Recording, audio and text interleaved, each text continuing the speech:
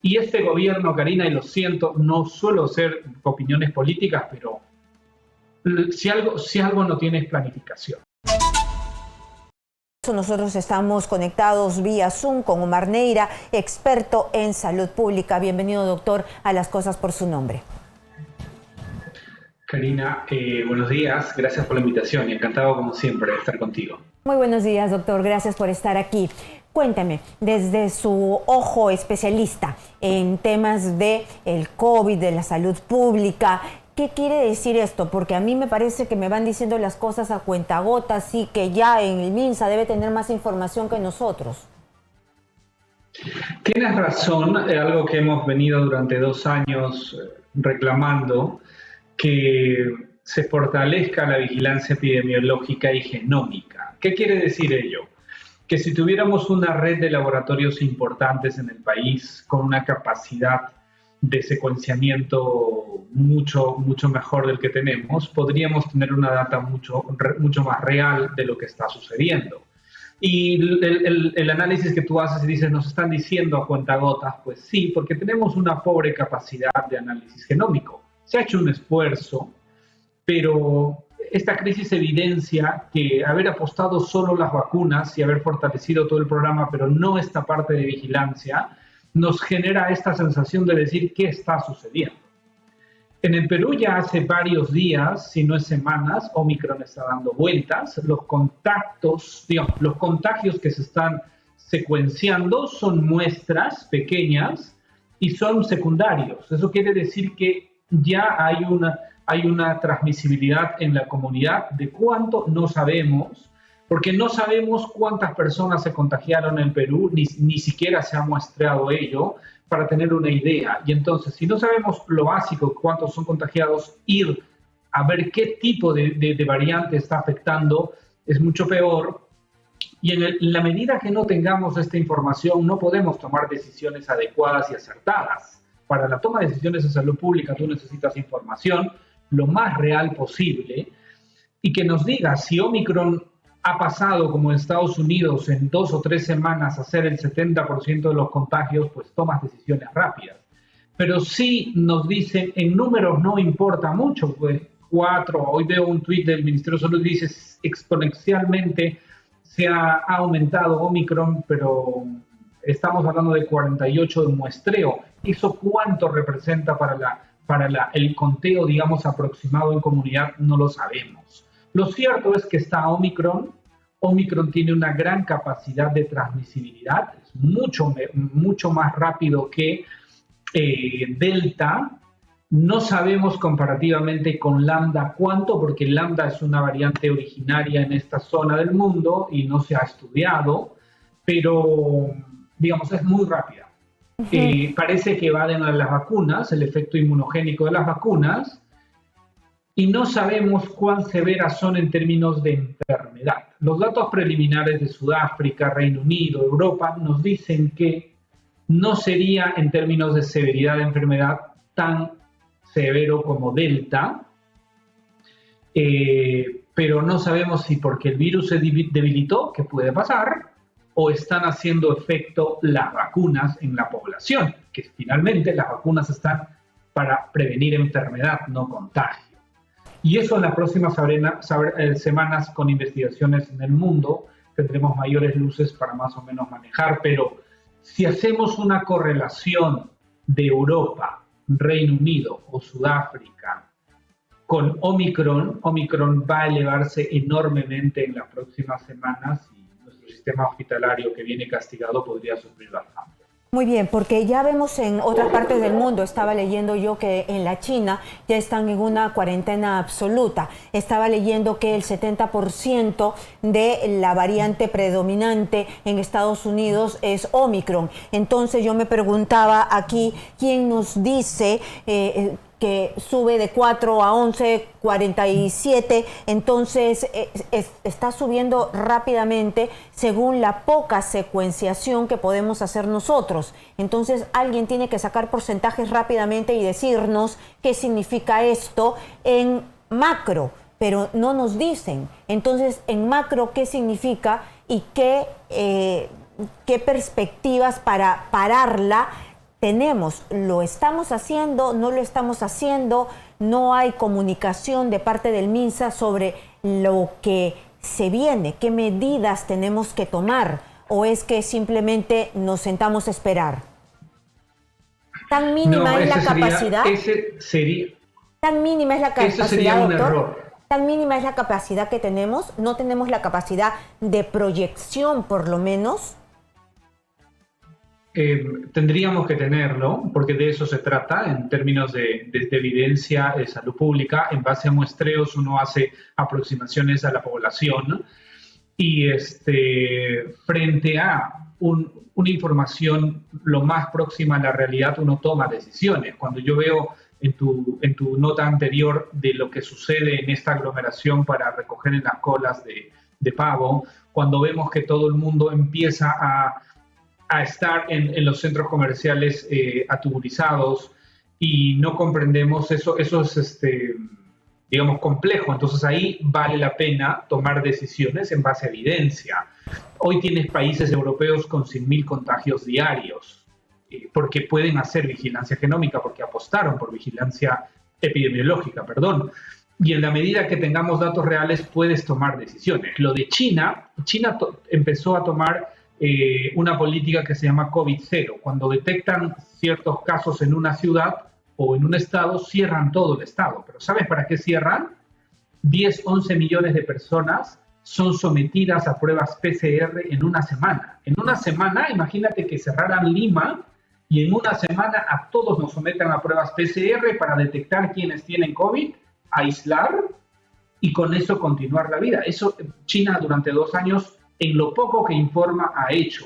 Nosotros no tenemos esa capacidad de hacer 10, 11 millones de pruebas en una semana. Y entonces tenemos que adaptar una realidad distinta a tomar políticas. ¿Qué es lo que tendría que hacer? Con la poca información que tenemos, yo creo que algo que tampoco hemos hecho es educar, cambiar conductas en la población. COVID sigue siendo un problema de salud. Seguimos en crisis sanitaria y la presencia de 2 variantes, Delta y Omicron en Perú, son de más que una situación preocupante de alto riesgo.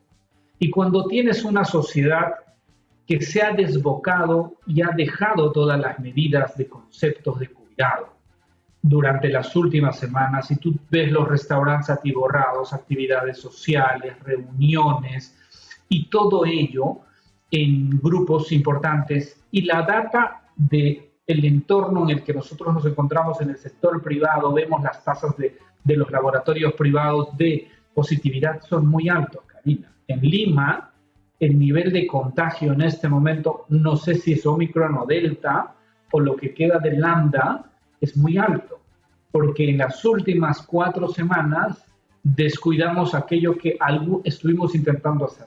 ¿En cuánto estamos, más o menos? ¿En cuánto estamos de contagios, de positividad? ¿Recuerda? Yo creo que en algunos sectores estamos pasando los 2.5, ¿no? Pero esa data, pero en la medida que no tengamos datos reales, las pruebas moleculares a nivel nacional están alrededor de 10.000 diarias, es muy pobre, deberíamos estar por 100.000. Yo leía un reporte hoy en España y decían que el problema siguen siendo los asintomáticos, Karina, porque ellos son los que transmiten. Pero no se le hacen pruebas a los sintomáticos, sino a los asintomáticos, sino solo los que tienen síntomas. Mientras tanto, el virus sigue caminando. Yo creo que el ministro debería salir a educar y a prohibir que se beban licores en ambientes abiertos. Es más retórico ello. Hacer comprender a la sociedad que estamos en un momento otra vez crítico. Nunca lo dejamos, pero este momento es muy crítico. ¿Por qué? Porque ha pasado varios meses desde la segunda ola donde el contagio natural hizo que mucha población tenía una, digamos, inmunidad adquirida por este contagio.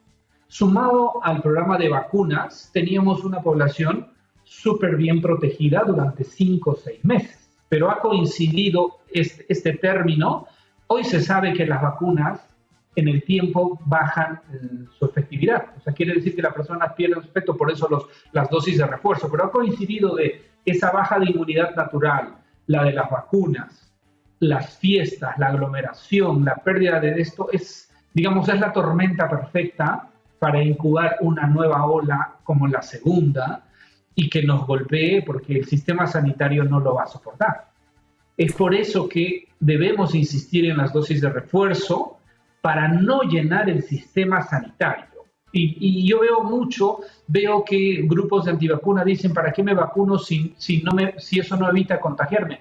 Las vacunas no están hechas para evitar contagio, Karina. Las vacunas es para evitar enfermedad. Entonces mucha gente dice, ya tengo mi dosis de refuerzo, puedo hacer reuniones libremente. No, es un error.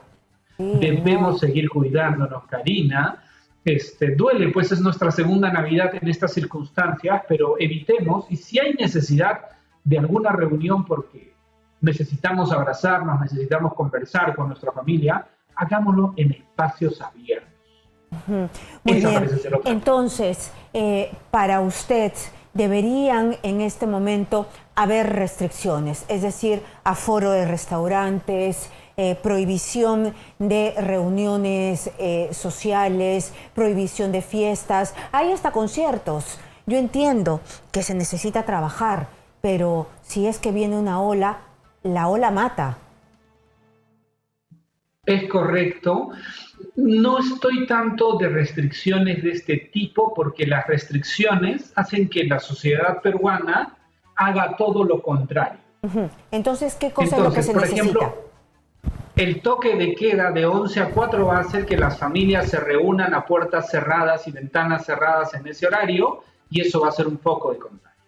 Yo soy de la opinión que se eduque y se diga, ok, ¿quieres tener una reunión? Ten al aire libre la reunión con el menor número de integrantes de tu familia e intenta usar, si no son personas que viven contigo, no usa mascarilla permanentemente, salvo el momento de la ingesta de alimentos.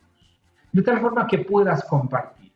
Pero ya la evidencia ha mostrado que es muy potente en términos de control de riesgo la posibilidad de estar en un ambiente ventilado o al aire libre. Entonces, abrir todo, yo abriría los supermercados toda la noche de hoy para que las personas puedan hacer compras en la madrugada y no mañana llenar todo, porque la historia de mañana, Karina, tú la vas a poner acá en tus pantallas y todos los mercados van a estar súper aglomerados porque es así. Entonces, pero tal vez es tarde, pero yo hubiera hecho esto, de que hoy se abran 24 horas, se abra cuanto más todo lo posible para que haya menos personas en un espacio. Porque la restricción, finalmente la gente si se reúne, se va a reunir, mira lo del pago. Finalmente la gente ha ido a hacer las colas y colas y colas y colas, sabiendo que hay un riesgo, no vas con ello. Entonces, ¿qué haces? Lo que tú pides a San Fernando, abre 10 puntos adicionales para que no haya tanta aglomeración. No sé si es tiempo, pero funciona más o menos así. Así es.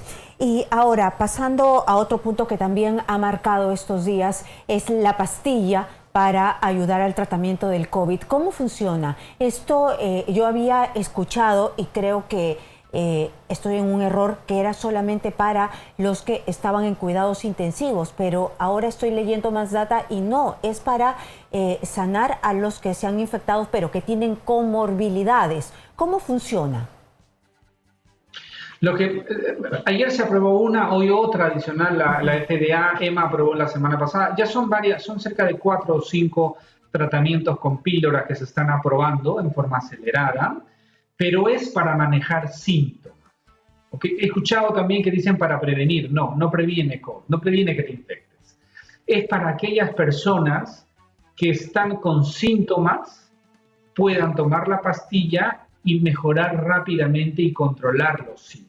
Entonces, dependiendo de la tecnología, actúan sobre algunas enzimas que permiten que ya no se unan más ciertas proteínas del virus con algunas células, pero en términos generales todas estas pastillas lo que están haciendo es acortar el tiempo de recuperación de un paciente sintomático. Y se ha autorizado, por ejemplo, lo de Merck hoy para pacientes que tienen comorbilidades, porque son los que tienen más potencial de hacer enfermedad, llegar a UCI y fallecer, para, digamos, mejoren pronto y de la mejor manera.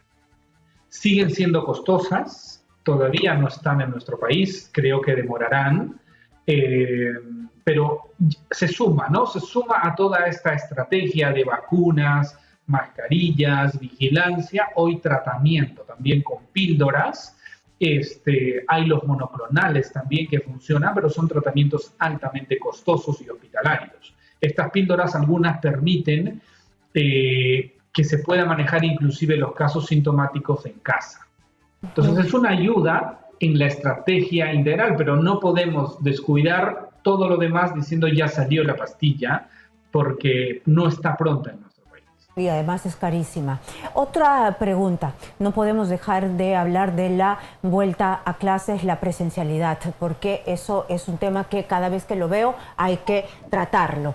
Bueno, han censurado al ministro, no tenemos ministro, es un área importantísima, un sector importante descabezado. Pero de repente, ojalá no sea así, de repente viene una ola de Omicron, ojalá que no sea letal, ojalá que nuestro sistema de salud no colapse. UNICEF ha dicho que vengan las olas que vengan, pero la presencialidad es necesaria. ¿La presencialidad, doctor, es necesaria?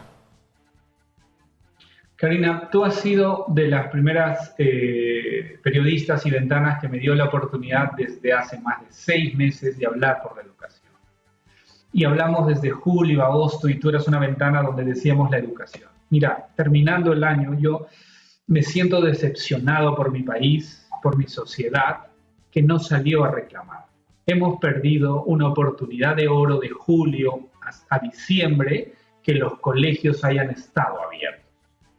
Coincido con lo que dice UNESCO, OMS, acaba de salir hace unos días el ministro de Salud de Colombia con la ministra de Educación a decir 100% de aforo para la educación, porque la importancia va más allá de lo cognitivo. Hablamos de seres humanos que necesitan ir al colegio, a la presencialidad, independiente de la situación epidemiológica. Hay un riesgo, sí, pero me dirás, Omar, pero estás hablando que no somos capaces de secuenciar a Omicron y saber cuántos contagiados, y cuando se abran el colegio, claro, no podemos salir los colegios si no tenemos vigilancia epidemiológica. Y eso hemos pedido, y entonces lo comentamos hace meses contigo. ¿Qué sucede si nos agarra marzo con el pico de una ola? No hemos abierto en 2 años y costará para que las autoridades actuales que no priorizan la educación puedan comerse ese pleito de abrir los colegios. Yo soy de los que siempre ha pensado que la escolaridad, y no la escolaridad, sino la educación desde preescolar hasta universitaria, debe ser lo último que cierra, si es que cierra, y lo primero que abre. Quiere decir que si estoy en un pico de una ola, esas 2 semanas o 4 semanas, en fin, las cierro y las hago de vacaciones. Pero todo lo demás, enero podría todavía funcionar, Karina, pero nadie habla de abrir las escuelas en enero porque dicen esperemos a marzo al 100%. Ahí hoy tengo dudas con esta presencia de esta nueva situación epidemiológica, que lleguemos a marzo a que se abra, pero deberíamos hacer todo el esfuerzo para que no se vuelvan a cerrar y solo en el peor momento de una ola se puedan hacer ajustes de restricción, pero aprovechar, o sea, hoy deberíamos prepararnos, así debe ser, para la bajada de la tercera ola y abrir toda la educación. O sea, deberíamos estar planificando, mira que no empezamos, pero de eso se trata, planificar. Y este gobierno, Karina, y lo siento, no suelo ser opiniones políticas, pero si algo no tiene es planificación. Tú lo has visto con los inmigrantes venezolanos ayer, 0 planificación, con educación 0 planificación, con salud 0 planificación, y entonces sería pedirle peras al olmo, pero la sociedad tiene que reclamar por su educación. Una sociedad sin educación está destinada al fracaso, y eso es una frase histórica muy aplicable para nuestro país. Y entonces cuando tú tienes 2 años o 3 años de cierre, estás hablando de más de media carrera universitaria, de media primaria, de media secundaria, ¿qué clase de ciudadanos vamos a tener a futuro? Muy bien. Cuando hablemos de crecimiento de PBI, lo que quieras hablar, no, apaguemos las luces y este país está destinado al fracaso con 3 años de educación que no sea presencial. Muy bien, doctor. Muchísimas gracias. Ha quedado clarísimo que no nos espera más que un fracaso si es que no retomamos rápidamente la educación. Muchas gracias al doctor Omar Neira.